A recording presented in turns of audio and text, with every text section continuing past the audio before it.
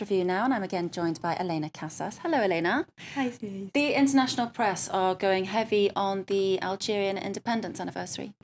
Yes, we talked a bit earlier about how the French papers have covered it. Let's have a look at how it's being covered in Algeria. Now, this isn't really a day of celebration for them. When they celebrate their independence is on the 5th of July, anniversary of the proclamation of the Algerian state. Now is more an excuse to kind of go back over some of the worst atrocities that were committed during that war and have a bit of a historical debate about how exactly it should be remembered. Now, one of the Algerian papers, Liberté, has managed to find a poll according to which 57% of the French only think Algerian independence is a good thing. That means nearly half of them think it's not, of course.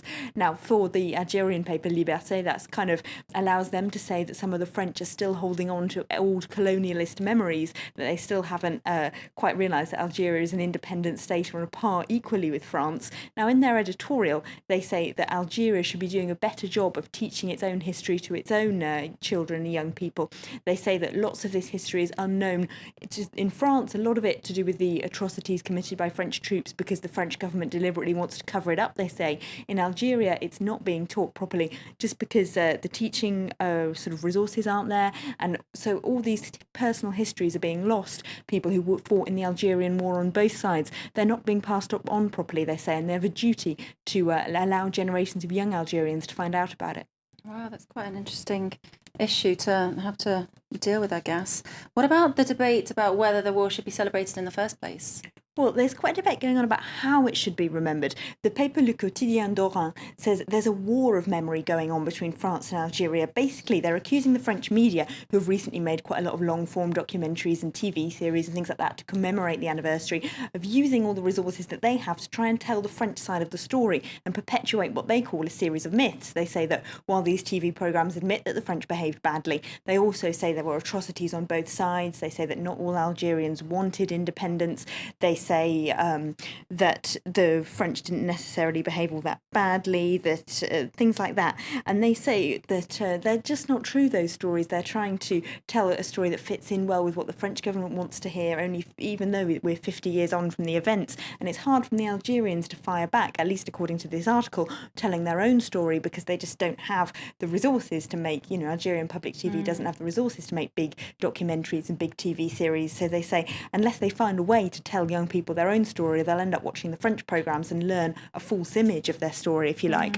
The another major Algerian paper, El Watan, is also looking at the same question, but they basically come to an opposite conclusion.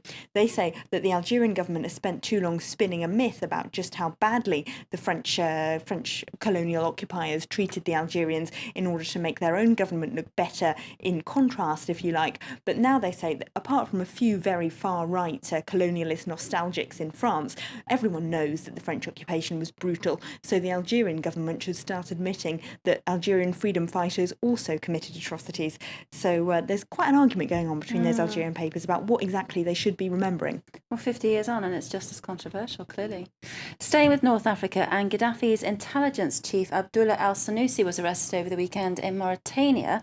Now there's a row over who gets to extradite him. Yeah, this is an interesting report inside here in today's Guardian. Now, according to them, the International Criminal Court, France and Libya have all sent Mauritania different arrest warrants to try and get hold of Abdullah el-Senussi. They all want to try him separately since he was picked up in Mauritania for having a false passport on Saturday. They all want him for different crimes as well. The ICC want him for crimes against humanity that he allegedly committed during the recent Libya war. France wants him for organising a bombing of an airliner that was French in 1989 over Niger that killed 54 French people. And Libya wants him for allegedly directing a massacre of prisoners at a Tripoli prison that killed 1,200 people in 1996. So it's all a bit controversial, but the question will be whether Mauritania thinks that it's International Criminal Court that theoretically has jurisdiction, or whether they'll agree with Libya's demands that it should have sovereignty over judging its own citizens. It'll be interesting to see who wins out on that one for sure. And also, Germany has elected a new president. How's 72-year-old Joachim Gauck going down with the press? Well, the New York Times article saying, can Joachim Gauck make Germany look more likeable? They say they've become the bad guys of Europe by imposing, of course, tough budget discipline through those Euro negotiations. They've become really unpopular, especially in southern Europe, where puppets apparently of Angela Merkel dressed up as a Nazi were burnt in recent street fiestas in Spain and Greece. But Joachim Gauck is known as a kind of a calm man, as someone very diplomatic, for fighting against the communists when he was a pastor in East Germany. So if anyone can create a good international image of Germany, both to the Germans themselves and internationally, then it should be him, they say. Well, we'll keep an eye on that. Thank you very much, Elena Casas, for that press review there. Returning to our breaking news story, there are reports of a shooting at a Jewish school in Toulouse.